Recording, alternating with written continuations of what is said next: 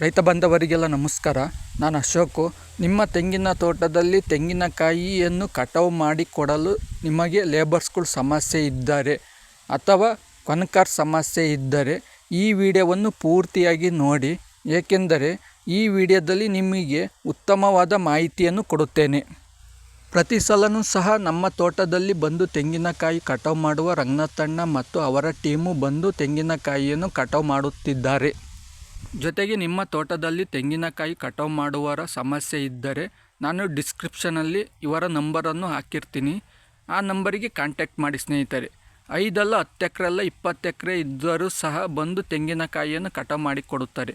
ಯಾವ ರೀತಿ ಎಂದರೆ ಗುತ್ತಿಗೆ ರೂಪದಲ್ಲಾದರೂ ಸಹ ಬಂದು ತೆಂಗಿನಕಾಯಿ ಕಟಾವು ಮಾಡಿ ಕೊಡುತ್ತಾರೆ, ಅಥವಾ ಕೂಲಿ ಲೆಕ್ಕಗಾದರೂ ಬಂದು ತೆಂಗಿನಕಾಯಿಯನ್ನು ಕಟಾವು ಮಾಡಿ ಕೊಡುತ್ತಾರೆ. ಜೊತೆಗೆ ನಿಮ್ಮ ತೆಂಗಿನ ತೋಟದಲ್ಲಿರುವ ತೆಂಗಿನಕಾಯಿಯನ್ನು ಕಟಾವು ಮಾಡಿದ ನಂತರ ನಿಮ್ಮ ಸೈಟು ಅಥವಾ ಮನೆ ತಕ್ಕೆ ಏರ್ಬೇಕಲ್ಲ, ಅದಕ್ಕೂ ಸಹ ಲೇಬರ್ಸ್ಗಳೇನಾದರೂ ಸಮಸ್ಯೆ ಇದ್ದರೆ ಲೇಬರ್ಸ್ಗಳ್ನು ಕರ್ಕೊಂಬಂದು ಅವರು ಏನು ಮಾಡ್ತಾರೆ ಅಂದರೆ, ನೀವು ಟ್ಯಾಕ್ಟ್ರಿ ಕೊಟ್ಟರೆ ಸಾಕು, ತೆಂಗಿನಕಾಯಿ ಕಟಾವು ಮಾಡಿ ತುಂಬಿ ನಿಮ್ಮ ಮನೆ ಅಥವಾ ಸೈಟಿಂತಕ್ಕೆ ಏರಿ ಕೊಡುತ್ತಾರೆ.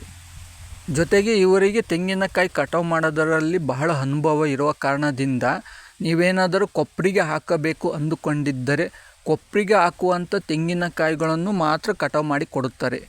ಜೊತೆಗೆ ನಿಮ್ಮ ಮರಗಳು ಎಷ್ಟೇ ಎತ್ತರ ಇದ್ದರೂ ಸಹ ಆದಷ್ಟು ಕಟಾವು ಮಾಡಲು ಪ್ರಯತ್ನ ಪಡುತ್ತಾರೆ ಸ್ನೇಹಿತರೆ. 7 ಮಾರು 8 ಮಾರು ಅಂತಾರೆ ಅಲ್ಲ ಗಣದಲ್ಲಿ, ಅಂಥ ಮರಗಳನ್ನು ಸಹ ಕಟಾವು ಮಾಡಿ ಕೊಡುತ್ತಾರೆ ಸ್ನೇಹಿತರೆ. ಮಾತ್ರ ಕ್ಲೀನಾಗಿ ಕಟಾವು ಮಾಡಿ ಕೊಡುತ್ತಾರೆ. ಯಾವುದೇ ಕಾರಣಕ್ಕೂ ಮರದಲ್ಲಿ 2 3 ಈ ರೀತಿ ತೆಂಗಿನಕಾಯಿಯನ್ನು ಬಿಡುವುದಿಲ್ಲ.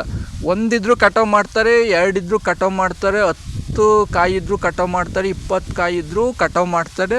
ಯಾವುದೇ ಕಾರಣಕ್ಕೂ ಮರದಾಗೆ ತೆಂಗಿನಕಾಯಿಯನ್ನು ಬಿಡುವುದಿಲ್ಲ. ಬಂದಿರೋ ತೆಂಗಿನಕಾಯಿ ಎಲ್ಲವನ್ನು ಸಹ ನೀಟಾಗಿ ಕಟಾವು ಮಾಡಿ ಕೊಡುತ್ತಾರೆ.